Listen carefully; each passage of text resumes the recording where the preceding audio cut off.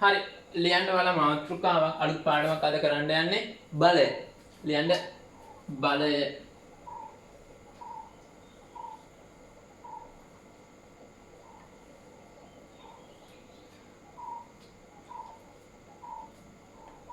හරි පාඩමේ මාතෘකාව බලය. බලය කියන්නේ මොකක්ද?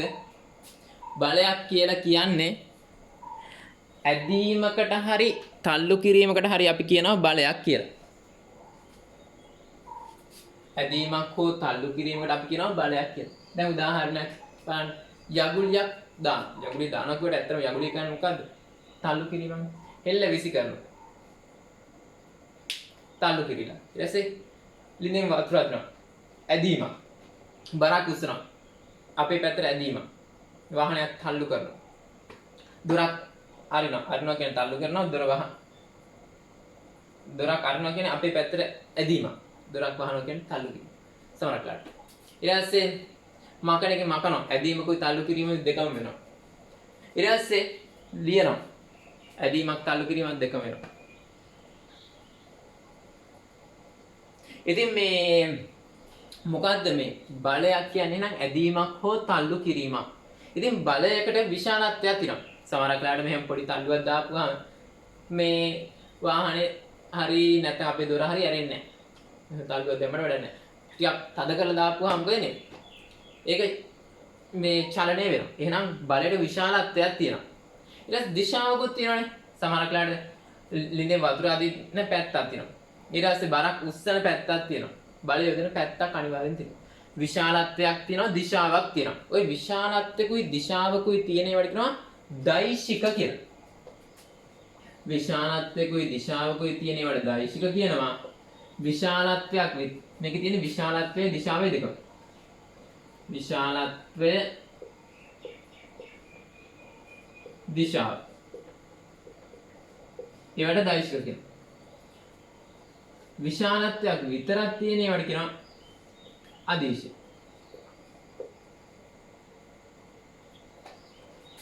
විශාලත්වය විතරයි. උදාහරණයක් කිව්වොත් දැන් ස්කන්ධය කිලෝ 50යි. කිලෝ 50 කොයි පැත්තද? උෂ්ණත්වය සෙල්සියස් අංශක 10යි. කොයි පැත්තද කියන්න බෑනේ. හැබැයි බලය නිව්ටන් 10යි මේ පැත්තට. විස්ථාපනය මේ පැත්තට කියලා කිව්ව හැකියි. ඒ හින්දා විශාලත්වකුයි දිශාවකුයි දෙකම තියෙන ඒවාට කියනවා දෛශික. විශාලත්වයක් විතරක් තියෙනවට කියනවා අදීශ. බලය එහෙනම් මොකද්ද? දෛශිකයක්. අපි ඔය ටික ලියමුකෝ. ලියන්න. ඇදීමක් හෝ තල්ලු කිරීමක්. ඇදීමක් හෝ තල්ලු කිරීමක්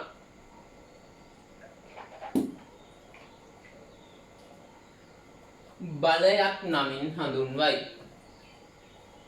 ඇදීමක් හෝ තල්ලු කිරීමක් බලයක් නමින් හඳුන්වයි.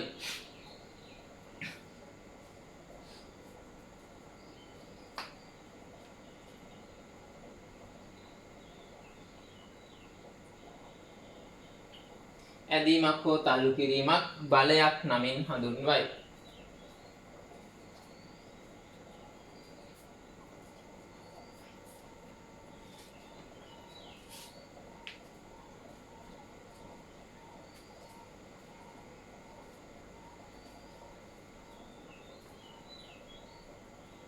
උදාහරණයක් අපි බලමු.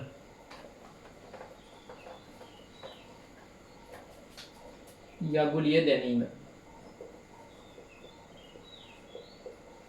ඒක ඇත්තටම තියෙන තල්ලු කිරීම.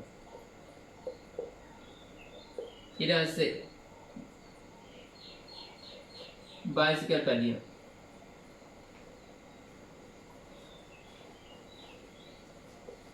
ඒකේ තල්ලුවක් නේ පැන්ඩල් එක තල්ලු කරන. හෙල්ලේ විසි කිරීම.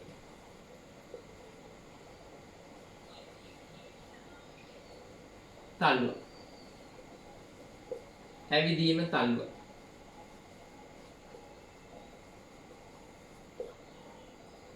කඹ ඇදීම, ලිඳෙන් වතුර ඇදීම.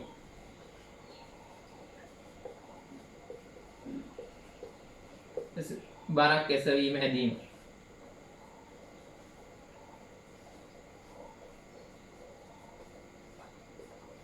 හරි. ලියා ගන්නකො උදාහරණ ටිකක්.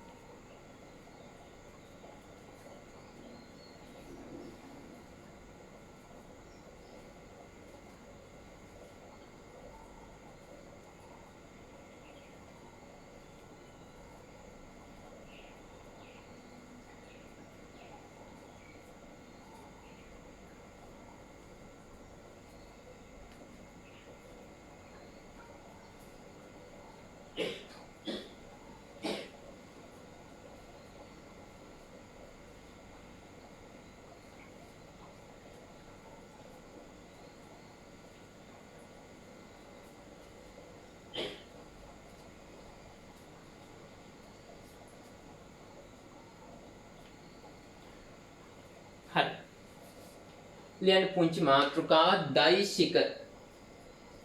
දෛශික.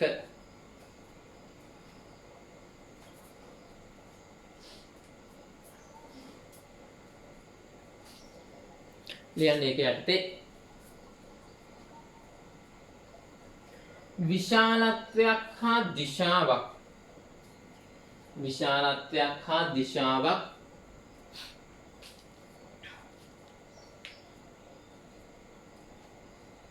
විශාලත්වයක් හා දිශාවක්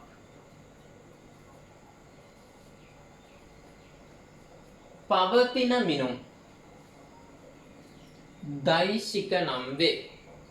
විශාලත්වයක් හා දිශාවක් පවතින මිනුම් දෛශික නම් වේ.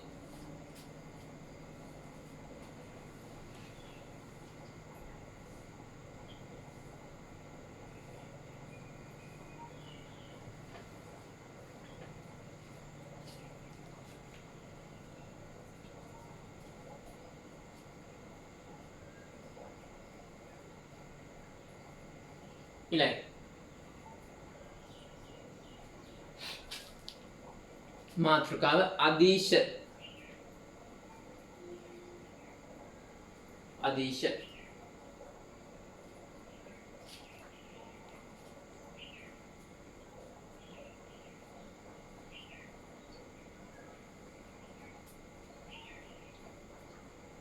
ලියන්න ඒක යටතේ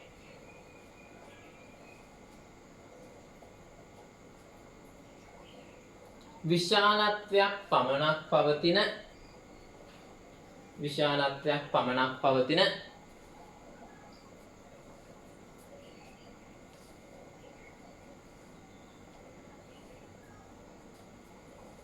දිශාවක් නොපවතින මිනුම්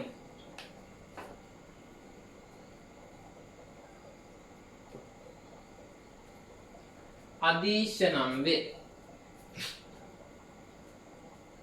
විශාලත්වයක් පමණක් පවතින දිශාවක් නොපවතින මිනුම් අදීශ නම් වේ.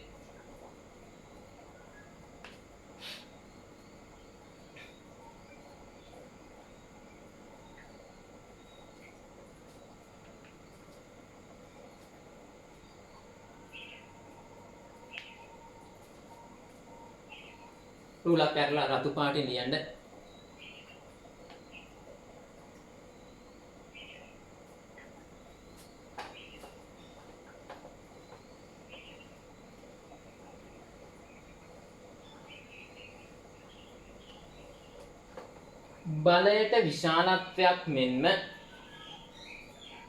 බලයට විශාලත්වයක් මෙන්ම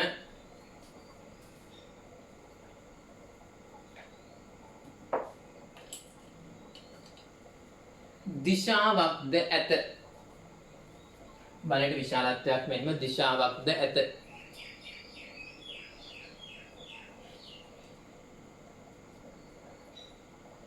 එම නිසා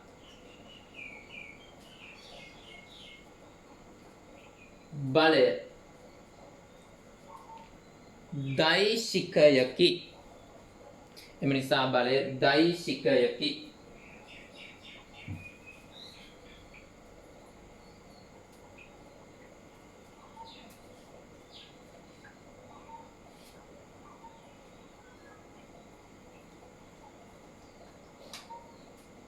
සාමාන්‍ය විදිහට ලියන්න. ඊට පස්සේ බලය මයින්ඩ් පාවිච්චි කරන ඒකකය මොකද්ද? නිව්ටන්.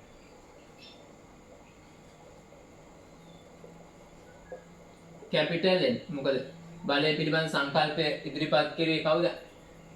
සර් අයිසැක් නිව්ටන් නේ. ඇපල් ගෙඩියක් උඩට වැටුනහම ගුරුත්වාකර්ෂණ බලය මතක් වෙලා ඔබ තමයි බලය පිළිබඳ පොතකුත් ලියනවා පස්සේ. ඉතින් යාට ගෞරව කිරීමක් විදිහට නිව්ටන් කියන ඒකකය පාවිච්චි කරනවා. ලියන්න. තරුවක් දාලා සාමාන්‍ය පාටින් බලය මැනීමේ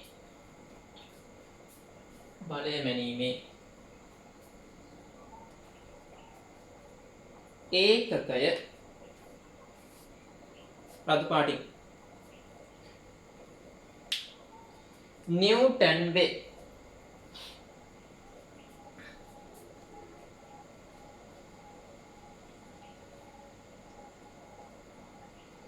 නිව්ටන් වේ.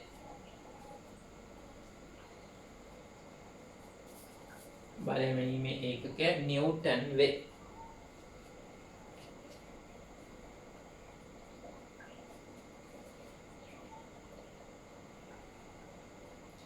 ඊට පස්සේ ඔය බලය මයින්ඩ් විශාලත්වය මයින්ඩ් උපකරණයක් එපා.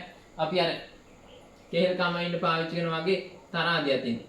ඉතින් තරාදියේ සාමාන්‍ය ඒක නම් මාක් කරන්නේ කිලෝග්‍රෑම් වලින්නේ. කිලෝග්‍රෑම් 0.1 2 3 කිය මාක් කරනවනේ. මේක මාක් කරලා තියෙන්නේ නිව්ටන් වල. ඒ හින්දා මේ තරාදියට නමක් කියනවා නිව්ටන් තුලාව. එහෙනම් බලය මයින්ඩ් උපකරණය නිව්ටන් තරාදිය. ලියන්න මෙන්න එහෙම. සාමාන්‍ය පාටින් තලුවක් දාලා බලය මැනීමේ උපකරණය බලය මැනීමේ උපකරණය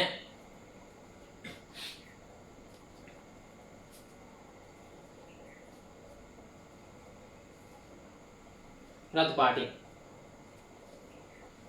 නිව්ටන් තරාදිය නම් වේ. නිව්ටන් තරාදිය නම් වේ.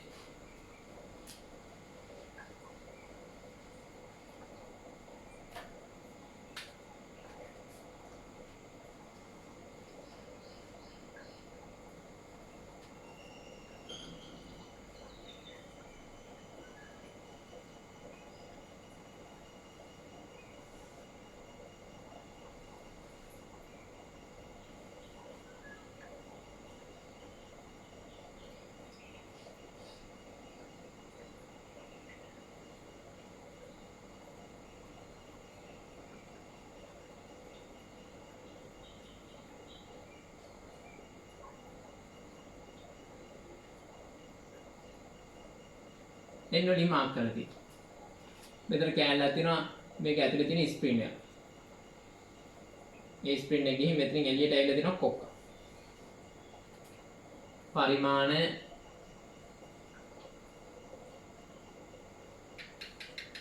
මුදුව කොක්ක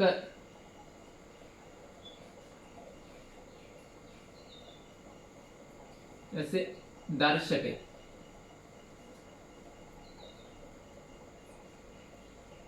ඊට පස්සේ එළියේ කවරේ අයින් කෙරුවොත් මේ ලෝහ ආවරණය අයින් කෙරුවොත්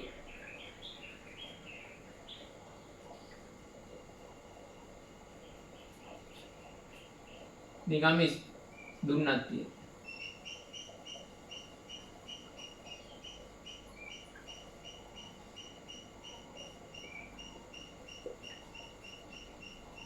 අර දර්ශකය සෙට් කරනවා.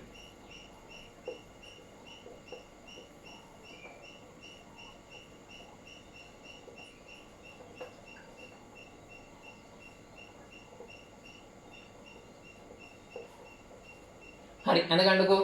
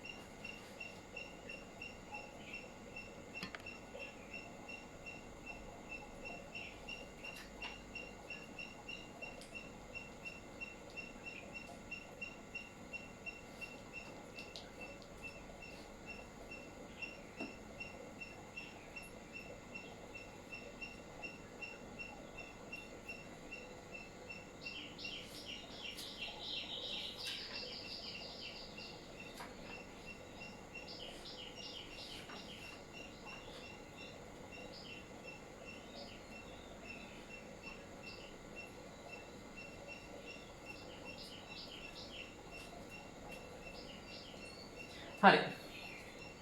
ලියන්න චූටි මාත් නෑ තරුව දාන්න. ඇත්තට මේ දුනු තරාදී පාඨාංකය කියන්නේ මොකද්ද? මේ කොක්ක මත ඇදීම. ලියන්න. දුනු තරාදියක පාඨාංක ප්‍රතිපාටි. දුනු තරාදියක පාඨාංකය යනු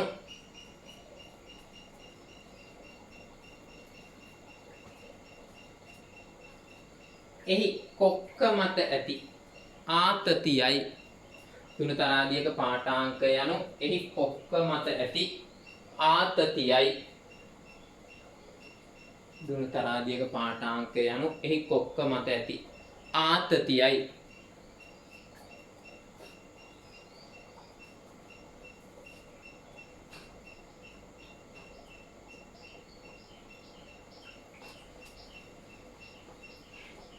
එතකොට දුනු තරාදිය අදිද්දි නැත්නම් පාඨාංකයක් ගනිද්දි ඒ දුනු තරාදියයි කොක්කට සම්බන්ධ වෙච්ච කොටසයි රේඛීය වෙන්නේ. දැන් මේකේ මොකක් හරි එල්ලලා තියෙනවා. දැන් මේ දෙන්න කිසි අවුලක් නැහැ එක කෙලින්නේ. ඊට පස්සේ මේ පැත්තට ඇදලා දෙන්න.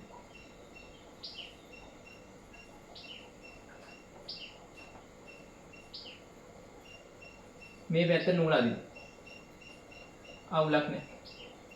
රේඛීයනේ මේ කොක්කයි මෙයයි කිසි අවුලක් නැහැ. හැබැයි කවුරු හරි කෙනෙක් දුනු තරාදිය මෙහාට තියනවා.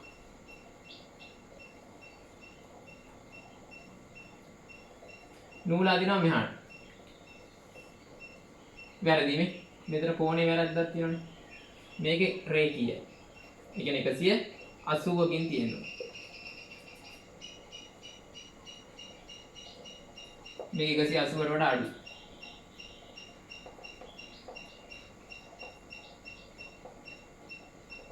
මේක වැරදි මේක හරි මේක. ලියන්න මෙන්න එහෙම. තරුවක් ගන්න. දුනු තරාදියකින් පාඨාංක ගැනීමේදී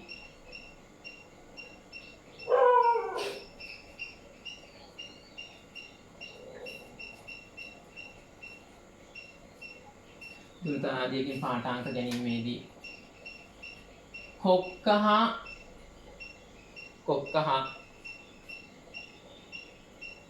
ඒට සම්බන්ධ වූ තන්තුව කොක්ක හා ඒට සම්බන්ධ වූ තන්තුව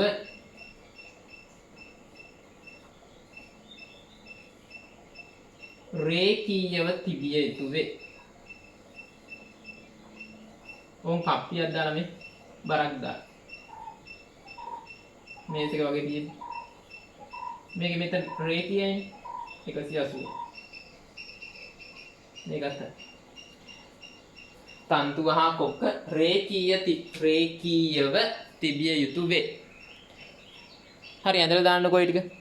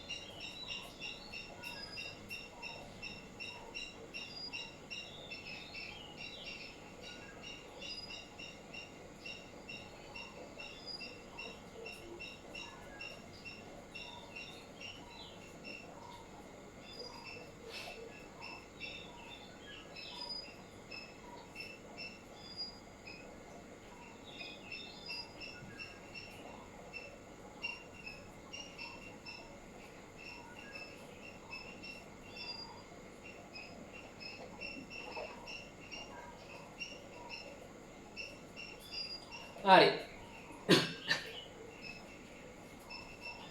දැන් චූටි මාතෘකාවක් බලයක් මගින් සිදු කළ හැකි දේ. බලයක් මගින් සිදු කළ හැකි දේ. හත වශයෙන් සාකච්ඡා කරමු ඒවා මෙය. බලයක් මගින් සිදු කළ හැකි දේ.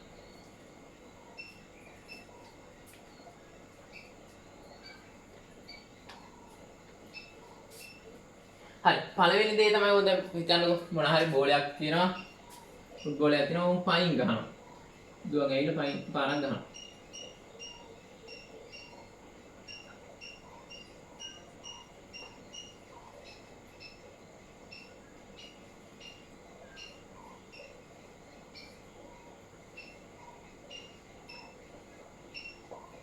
ඕන් එතකොට නිශ්චල වස්තුවක් මොකද වෙන්නේ චලනය කරන්න පුළුවන් ඕන් පළවෙනි දේ නිශ්චල වස්තුවක් චලනය ඊට පස්සේ ඕන් මේ බෝල එනවා කවුරු හරි අල්ල ගන්නවා කකුලෙන් හරි අල්ල ගන්නවා නැත්නම් අතින් නවත්තනවා නැත්නම් මේ අපේ ක්‍රිකට් ගහද්දී ඕන් බෝලයක් එනවා අල්ලනවා දැන් මොකද වෙන්නේ නිශ්චල වස්තුවක් චලනය කරන්න පුළුවන් චලනය වෙන වස්තුවක් නිශ්චල කරන්න පුළුවන් ඊට පස්සේ දැන් ඕන් බයිසිකලේ පදිනවා බයිසිකලේ පදිද්දී කවුරු හරි පිටිපස්සෙන් අදිනවා එතකොට වේගය මොකද වෙන්නේ අඩු නැත්නම් බ්‍රේක් ගහනවා ඊට පස්සේ උන් බලයක් යොදලා වේගය අඩු කරන්න පුළුවන් ඊට පස්සේ උන් වංචිල්ලාවක් පරිදි උන් කවුරු පිටිපස්සෙන් ගිහලා තල්ලුවක් දැම්මම මොකද වෙන්නේ වේගය වැඩි වෙනවා වේගය වැඩි කරන්න නිශ්චල වස්තුවක් චලනය කරන්න පුළුවන් චලනය වෙන වස්තුවක් නිශ්චල කරන්න පුළුවන් ඊට පස්සේ වස්තුවක වේගය වැඩි කරන්න පුළුවන් වේගය අඩු කරන්න පුළුවන් ඊට චලිත දිශාව දැන් බෝලයක් දානවා හොඟලා කවුරු හරි ගහනවා එතකොට මොකද එන දිශාව මාරු වෙලා යනවා චලිත දිශාව වෙනස් කරන්න පුළුවන් බයිසිකලේ පදිනවා හරවනවා ඕන් දැන් චලනයන වස්තුවක දිශාව වෙනස් කරන්න පුළුවන් ඊට පස්සේ මොකක් හරි දෙයක් ඕන් වෙනස් කරන්න පුළුවන් හැඩය මේ හිතන්න මැටි ගුලියක් තද කරද්දී එයාගේ හැඩය වෙනස් වෙනවා බලයක් විතර තද කිරීම තල්ලුවක් නැත්නම් දෙන්නේ නැති ඊට පස්සේ නැත්තම් රබර් පටියක් අදිනවා මොකද හැඩය වෙනස් වෙනවා ඒ හින්දා ඕන් වස්තුවක හැඩය වෙනස් කරන්න පුළුවන් ලියන්න පළවෙනි එක निश्चल वस्तु निश्चल वस्तु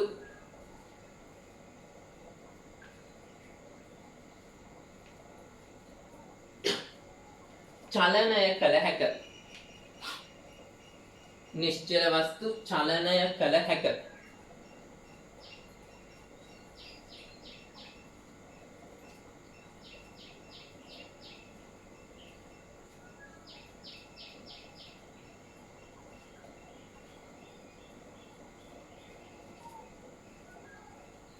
ඊට පස්සේ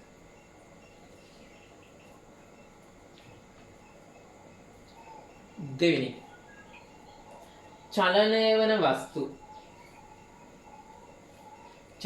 වස්තු නිශ්චල කළ හැක චලනය වන වස්තු නිශ්චල කළ හැක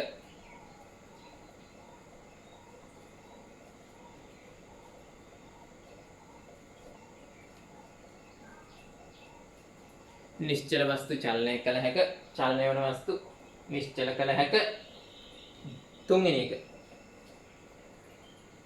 චලනය වන වස්තු වල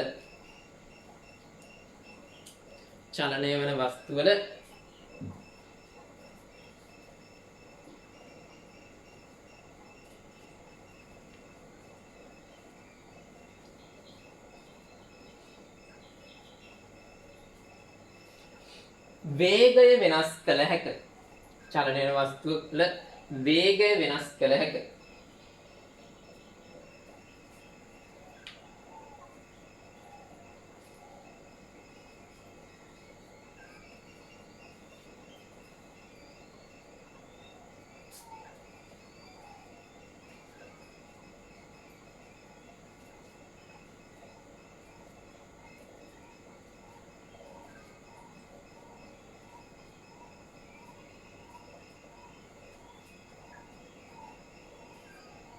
ඊළඟ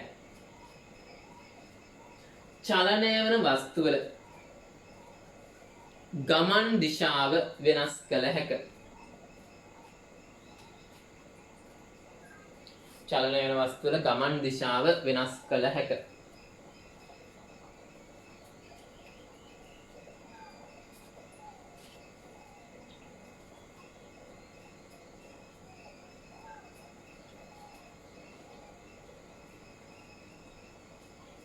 ඊට පස්සේ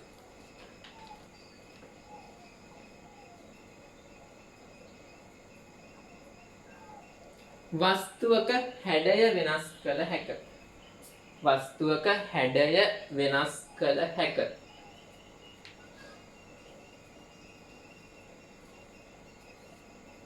වස්තුවක හැඩය වෙනස් කළ හැක.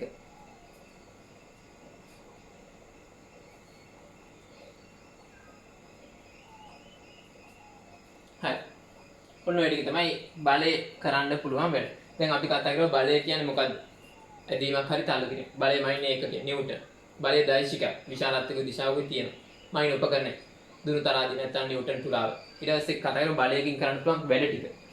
දැන් කතා කරන්න යන්නේ බලය නිරූපණය කිරීම. දැන් චුටි මාතෘකාවක් බලය නිරූපණය කිරීම.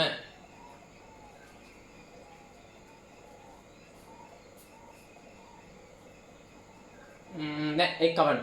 වැරදුනා. ලියන්න උපයෝගී ලක්ෂ්‍ය. සෝරි මාතෘකාව ලියන්න උපයෝගී ලක්ෂ්‍ය. උපයෝගී ලක්ෂ්‍ය. දැන් මම මේකේ මෙහාට ඇඟිල්ලෙන් තල්ලුවක් දාන්න. නැත්තම් මේ පැත්තට තල්ලුවක් දාන්න. දැන් ඔය බලය යොදන තැන දෙනවා මෙතන නම් දැන් මගේ ඇඟිල්ල ඇදෙන තැනනේ. මෙතන නම් මේ පැත්ත. දැන් ඔය බලය යොදන තැනට කියනවා උපයෝගී ලක්ෂ්‍ය කියලා.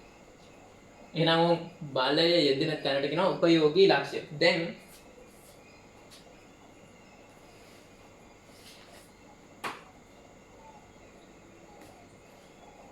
හරි. ඕම් මේක තියෙනවා. මේකෙත් මෙහෙම. දැන් මම මෙහෙන් බලය යොදනවා. දැන් මේක තල්ලු වීමක් නේ. මම මෙහෙන් බලය යොදනවා.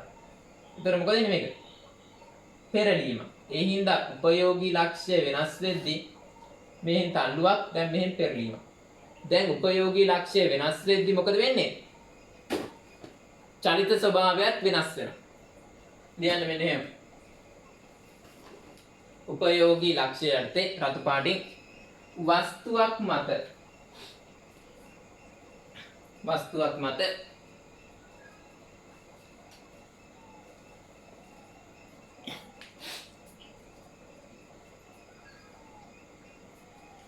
බලය ක්‍රියාත්මක වන ස්ථානය. වස්තුවක් මත බලය ක්‍රියාත්මක වන ස්ථානය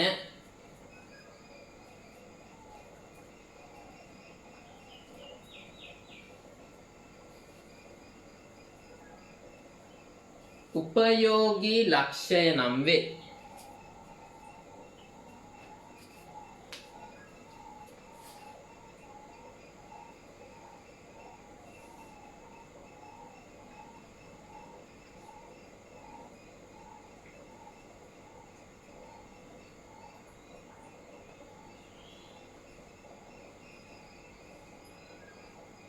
මෙහාට යනවා තල්ලු වීම.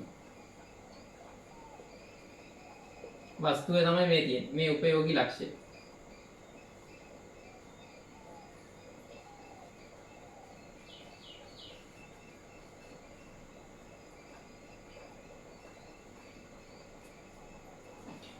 බලයට අපි ෆෝස් කියන F දාන බලය. උන් බලය දෙනවා උන් තල්ලු වෙනවා. ඊට පස්සේ අනිත් වෙලාවේදී බලය දාන්නේ මෙතන. ඒතර උපයෝගී ලක්ෂ්‍ය උඩ තියෙන. බලය උපයෝගී ලක්ෂ්‍ය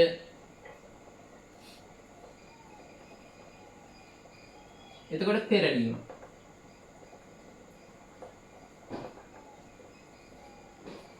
හරි දැනගන්නකෝ.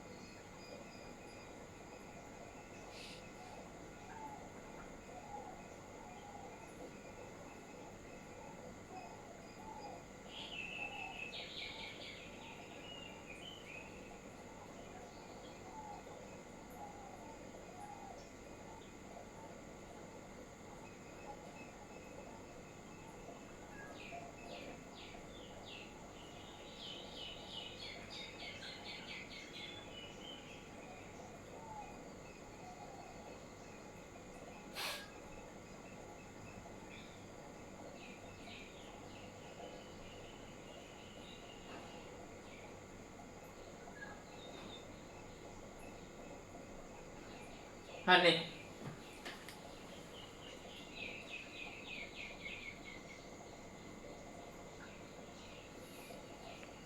තල්ලු වීමක්. ලියන රතු පාටින්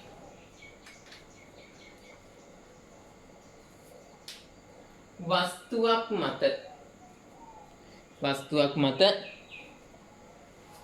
බලය යෙදෙන ස්ථානය අනුව වස්තුවක් මත බලය යෙදෙන ස්ථානය අනුව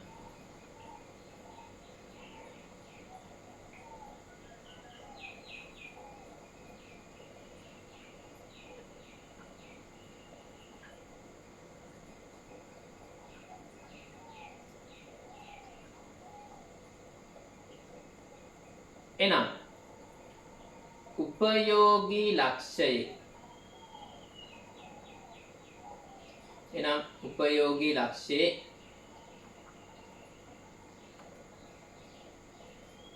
පිහිටීම අනුව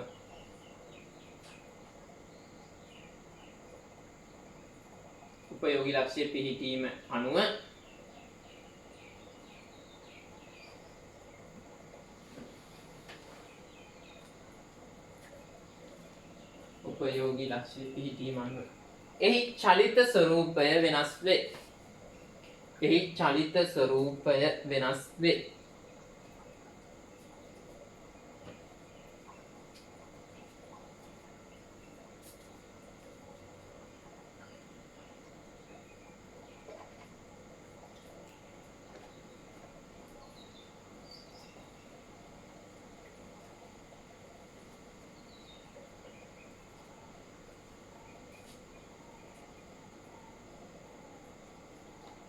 දැන් යන මාතෘකාව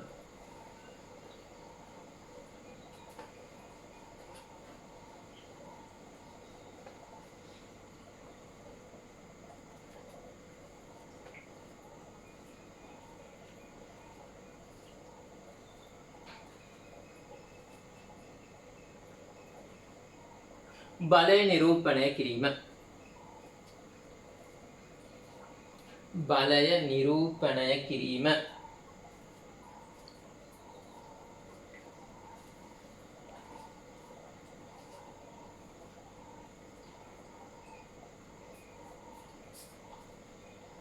හරි අපි බලය නිරූපණය කරන්නේ ඊතලෙකින්.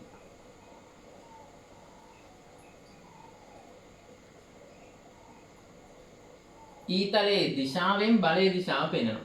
ඊතලයේ සයිස් එකෙන් බලයේ විශාලත්වය පෙන්වනවා. දැන් හිතන්න මේ ඊතලයට වඩා මේ ඊතලය ලොකුයිනේ. එහෙනම් මේ බලයට වඩා මේ බලය වැඩි. ඊට පස්සේ උපයෝගී ලක්ෂය එක්කෝ තිතකින් මාක් කරනවා. මෙතනින් මාක් කරන්න පුළුවන්, මෙතනින් මාක් කරන්නත් පුළුවන්. වස්තුවේ බලය දෙන විදිහ අනුව තමයි උපයෝගී ලක්ෂ්‍ය වෙනස් වෙනවා. ලියන්න වෙන්නේ. රතු පාටින් බලය නිරූපණය සඳහා සාමාන්‍ය රතු නිකම් පාටින් බලය නිරූපණය සඳහා ඊතලයක් භාවිතා කරයි. බලය නිරූපණය කිරීම සඳහා ඊතලයක් භාවිතා කරයි.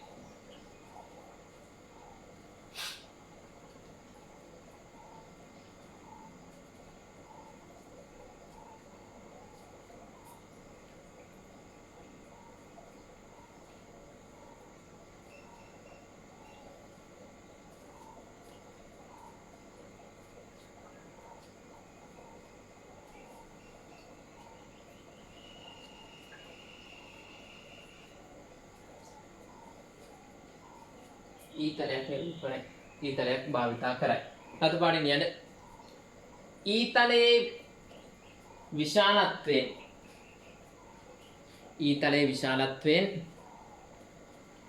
බලයේ විශාලත්වයත්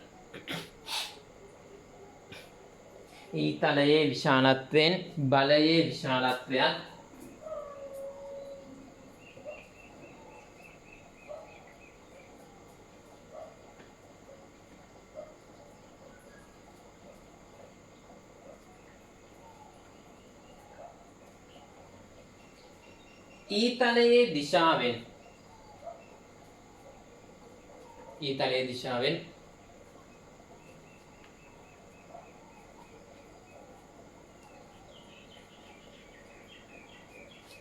බලයේ දිශාවත් ඊතලයේ දිශාවෙන් බලයේ දිශාවත්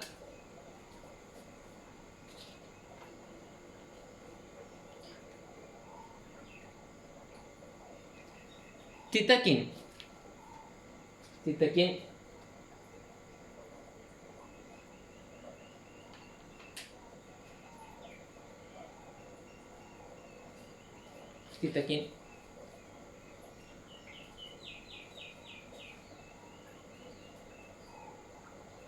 उपयोगी लक्ष्यත් තිතකින් उपयोगी लक्ष्यත්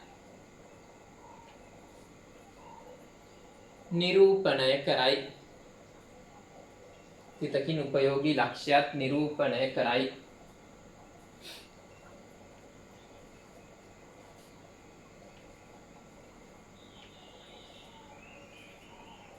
හරි උදාහරණ 1 සාමාන්‍ය පාඩම් කියන්නේ උදාහරණ 1 යන ප්‍රශ්නේ වස්තුවක් නිව්ටන් 5ක බලයකින් තල්ලු කිරීම සිදු කරයි.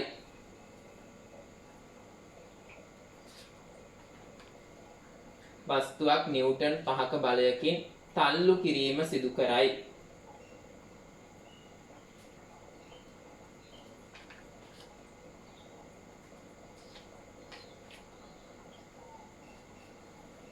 නිව්ටන් 5ක බලයකින් තල්ලු කිරීම සිදු කරයි.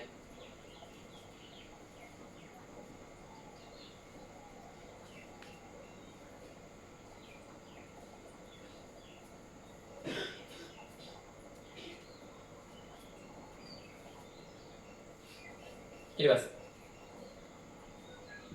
දෙවන අවස්ථාවේදී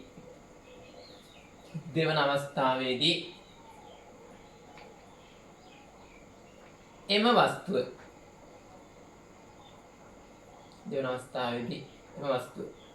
නිව්ටන් 10ක බලයකින් තල්ලු කරයි.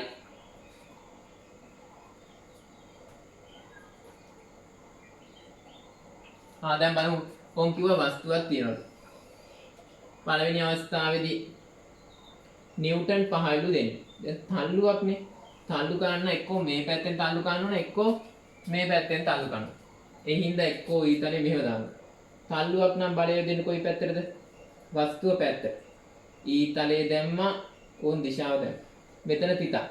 ඒ මොකද උපයෝගී ලක්ෂ්‍ය. 5ක් නිව්ටන් හින්දා ඕන් දැම්මා නිව්ටන් 5.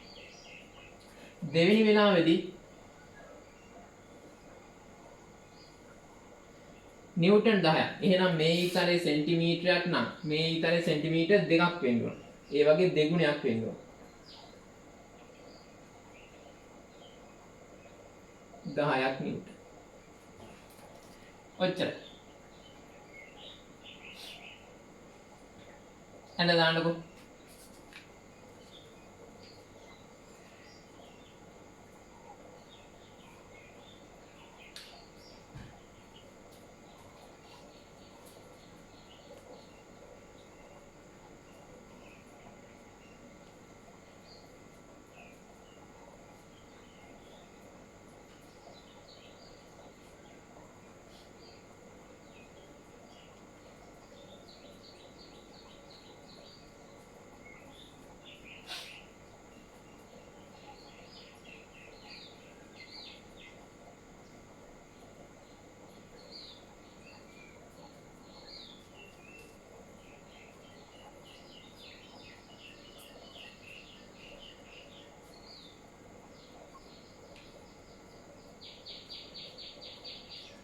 හරි දෙවෙනි ප්‍රශ්නේ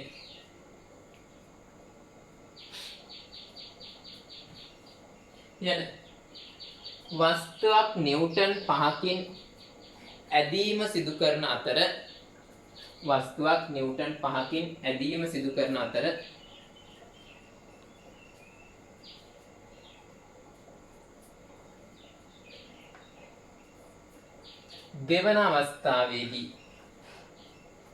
දෙවන අවස්ථාවේදී නිව්ටන් 25කින් ඇදීම සිදු කරයි. දෙවන අවස්ථාවේදී නිව්ටන් 25කින් ඇදීම සිදු කරයි.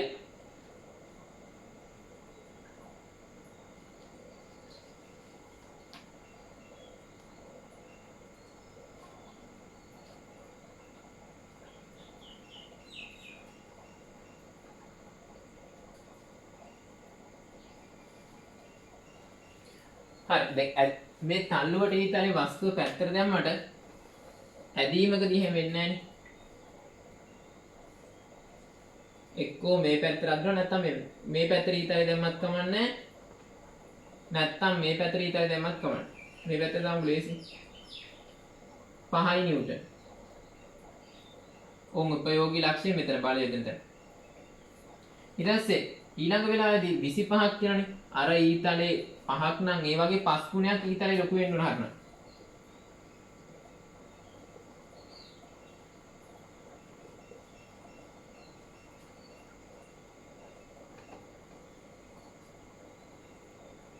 හරි එතකොට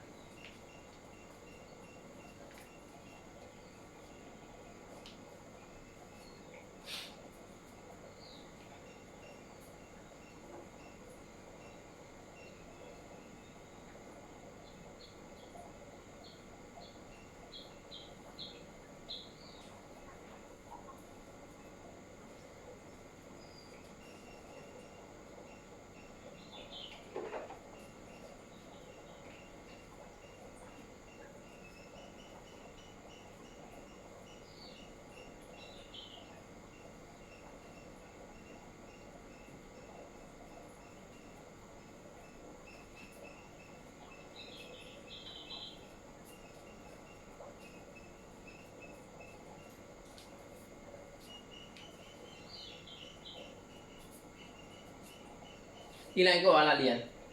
දැන් වස්තුවක් නිව්ටන් 4ක බලයකින්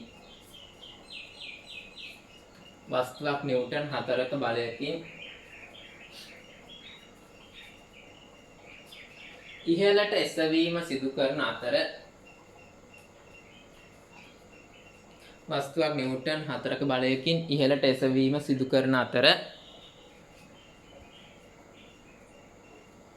දෙවන අවස්ථාවේදී නිව්ටන් 12ක බලයකින් ඉහළට ඔසවයි.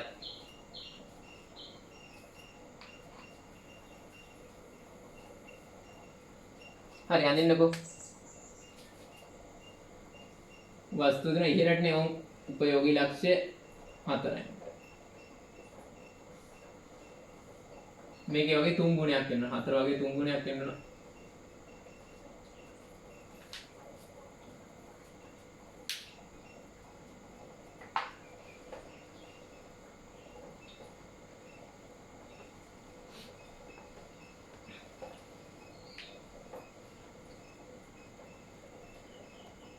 දැන් චුටි මාතෘකාවක්.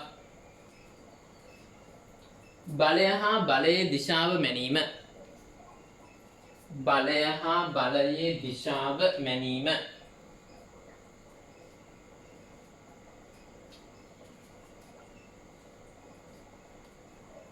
අපි කරන්නේ මේසයක් ගන්නවා.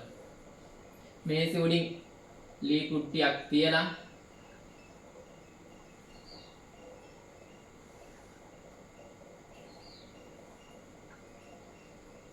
ලී කුට්ටිය මැද්දට කම්බි කොක්කක් සෙට් කරලා තංගුස් නූල රබර් පටි ඉලාස්ටික් නූල් ගා තංගුස් නූලක් අරන් උඩට අවිතන්න අපේ දුනුතරාදී සම්බන්ධ කරගන්න. ඊට පස්සේ මෙතෙන්ට ඇඟිල්ල මුද්දට ඇඟිල්ල දාලා අදින්න. හිමීට ඇදගෙන යද්දි එක වෙලාවකට මොකද වෙන්නේ? මෙයා චලනය වෙන වෙලාවෙදී පාට අංකය කියව ගන්න. මේ පැත්තට අදිනවා. අදින වෙලාවේදී චලනය ආරම්භ කරන මොහොතේ පාට අංකය කියව ගන්න. ඊළඟට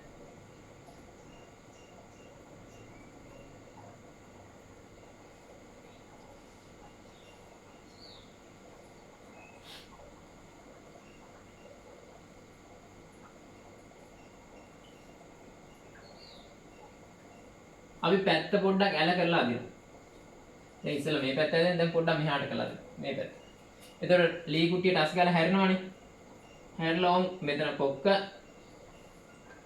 දැන් අනිත් කොක්ක දැන් අදින. ආවේ චලනය පටන් ගන්න වෙලාවේදී පාඨාංක කිව්වා. පාඨාංක දෙකම සමානයි. හැබැයි ඇදෙන පැත්ත මොකද වෙන්නේ? වෙනස්. බලය. ආතතිය කියන්නේ t දාන්නේ.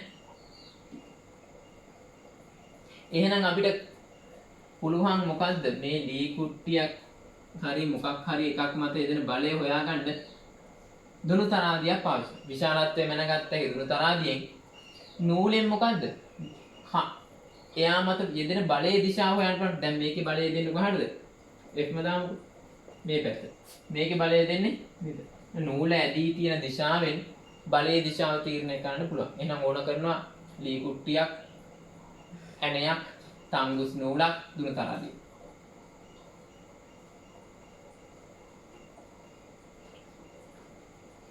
ලියන්න අවශ්‍ය ද්‍රව්‍ය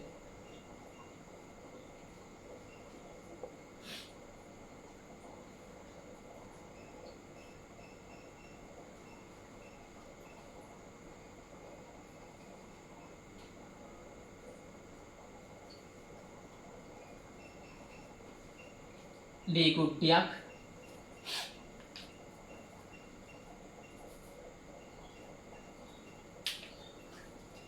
ඇණයක්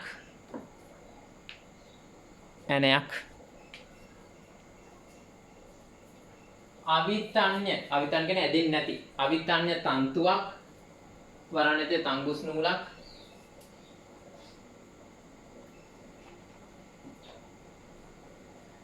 දුනු තරාදියක්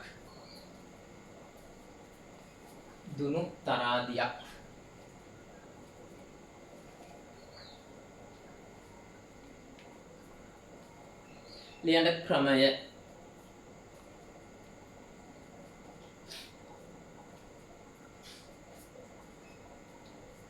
ලී කුට්ටියේ මැදින් ඇණය ගසා ලී කුට්ටියේ මැදින් ඇණය ගසා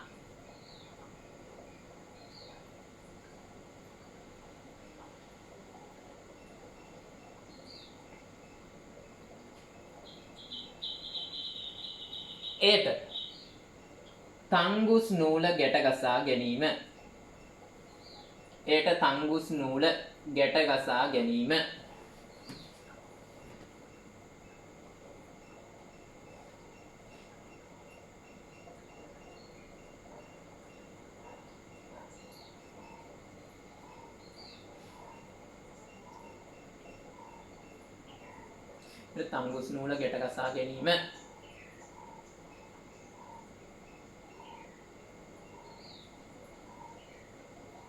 ඉන්පසුව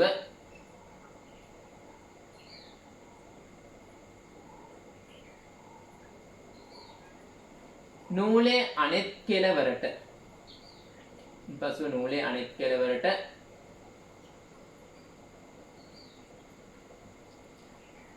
දුනු තරාදිය ගැට ගසා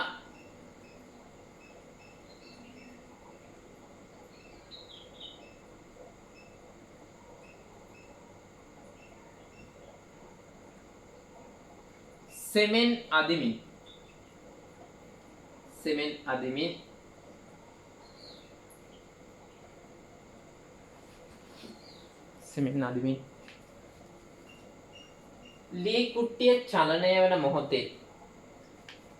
ලී කුට්ටිය චලනය වන මොහොතේ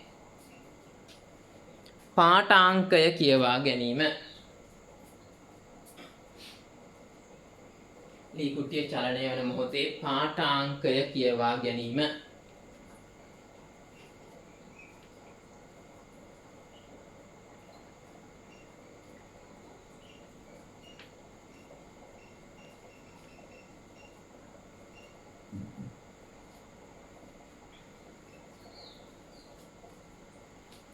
ඉන්පසුව මදක් ඇල කර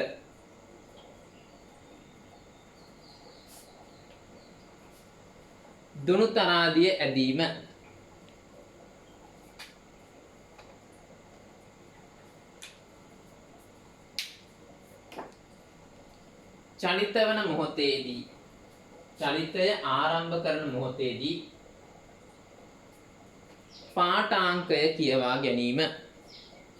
චලිතය ආරම්භ කරන මොහොතේදී පාඨාංකය කියවා ගැනීම. හරි ඇඳ ගන්නකො ඒ රූපේ.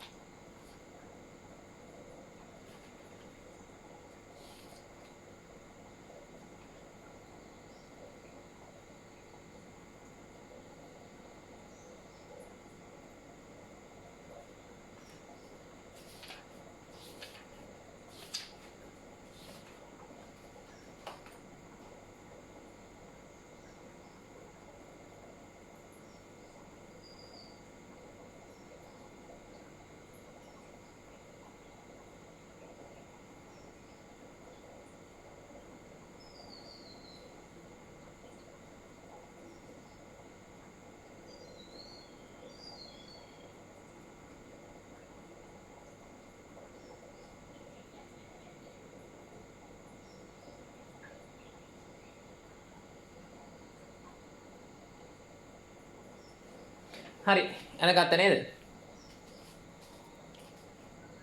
දැන් නිරීක්ෂණය අවස්ථා දෙකේදීම දුනුතරාදියේ පාඨාංකය සමාන වේ.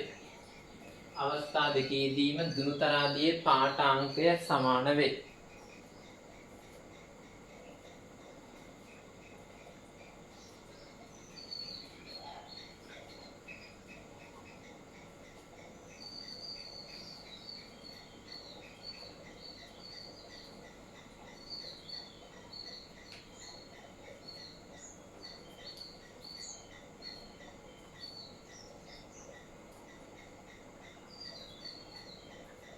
නූල ඇදී ඇති පැත්තට නූල ඇදී ඇති පැත්තට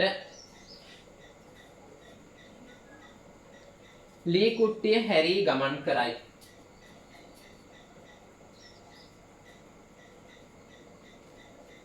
නූල ඇදී ඇති පැත්තට ලී කුට්ටිය හැරී ගමන් කරයි.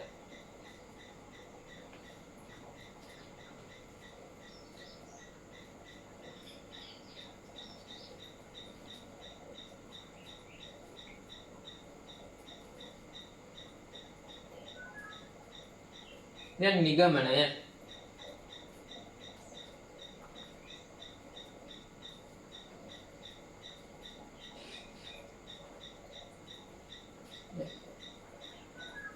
අවිතන්‍ය තන්තුවක් භාවිතා කර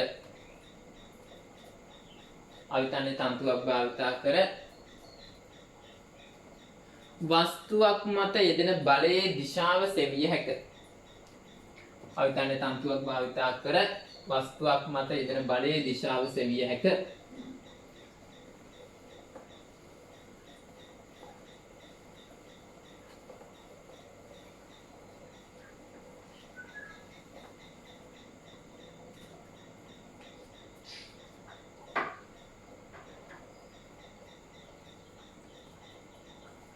තන්තුව ඇදී ඇති දිශාව වන්නේ තන්තුව ඇදී ඇති දිශාව වන්නේ බලයේ දිශාවම වේ.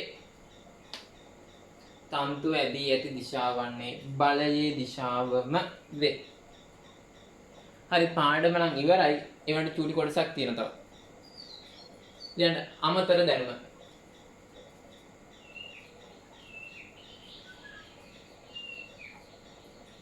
අමතර දැනුම. දැන් ඒකේ අර්ථය කිලෝ එකක් සමානයි නිව්ටන් වලින් නම් 10කට. කිලෝ එකක් නිව්ටන් 10. ඒ කියන්නේ නිව්ටන් එකක් කියන්නේ ග්‍රෑම් 100ක්. කිලෝ එකක්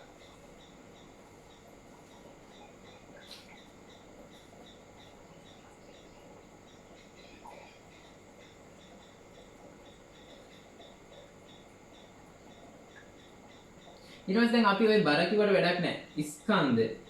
ස්කන්ධය කියලා කියන්නේ පදාර්ථ ප්‍රමාණය. මිනිහෙක්ගේ වතුර, ඇටකටු මස් ඔය ඔක්කොම එකතු වෙලා මයින කිලෝග්‍රෑම් වලින් අගය ගන්න ස්කන්ධය. පදාර්ථ ප්‍රමාණය.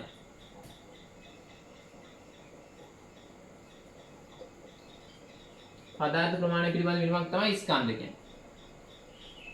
ජාත්‍යන්තර ඒකකයේ කිලෝග්‍රෑම්. බර කියලා කියන්නේ පදාර්ථ ප්‍රමාණය මත. නැත්නම් ඒ පදාර්ථ ප්‍රමාණය පොළොව දෙසට නැත්නම් ඒ ග්‍රහලෝකයේ දෙසට ඇද ගැනීමේ බලය. පදාර්ථ ප්‍රමාණය ග්‍රහලෝකය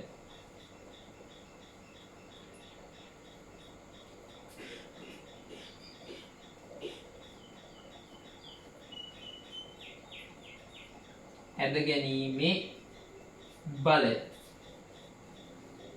එතකොට බරේ ඒකකය නිව්ටන්. ස්කන්ධයේ දිශාවක් නැහැ. ස්කන්ධයේ අදීශයක්. හැබැයි බර දෛශිකයක්.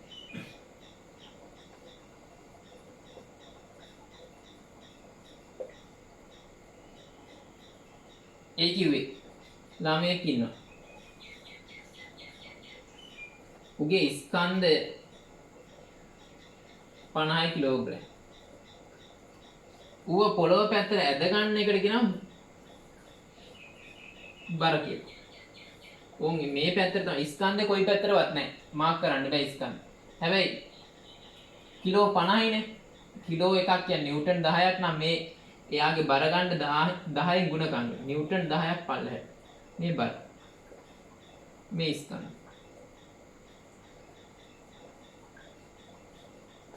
ඔය ටික කොහොමද ලියලා දාන්නකෝ.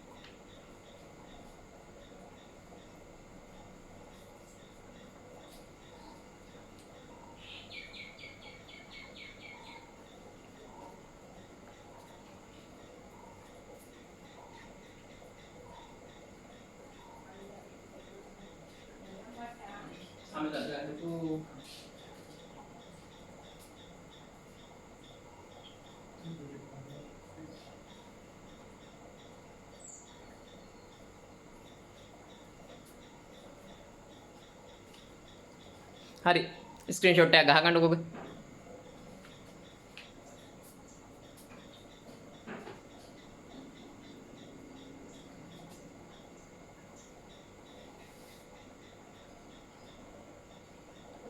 නැත්නම් වීඩියෝ විතර නවත්තලා බලන්න.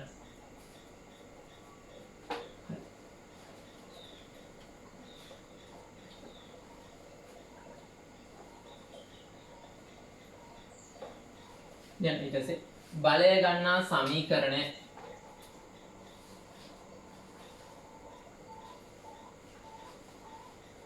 බලය සමානයි ස්කන්ධය වරක් ත්වරණ.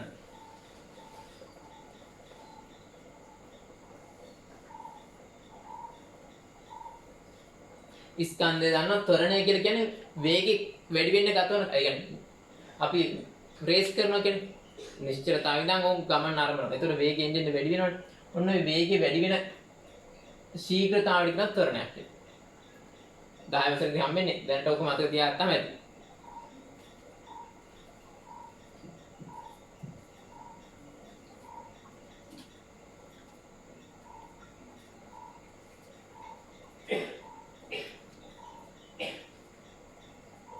එක ගානක් ලියලා දාමු. ලියන්න. වාහනයක ස්කන්ධය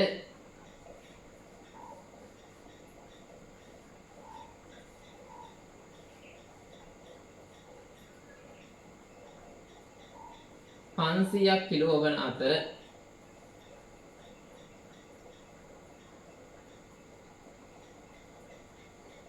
ඒ 5ක් ms ඍණ 2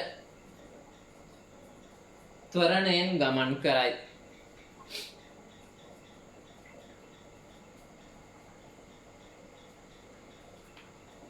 පහක් ms ඍණ 2 ත්වරණයෙන් ගමන් කරයි.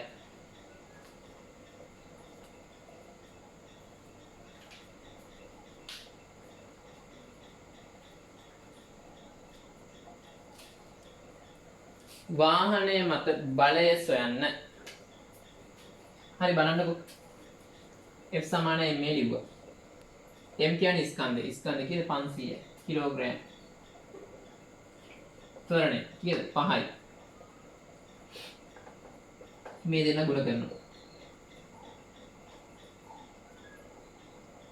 බලය වයින් මොනවාගේද? නිව්ටන්. ඔන්න ඔච්චර.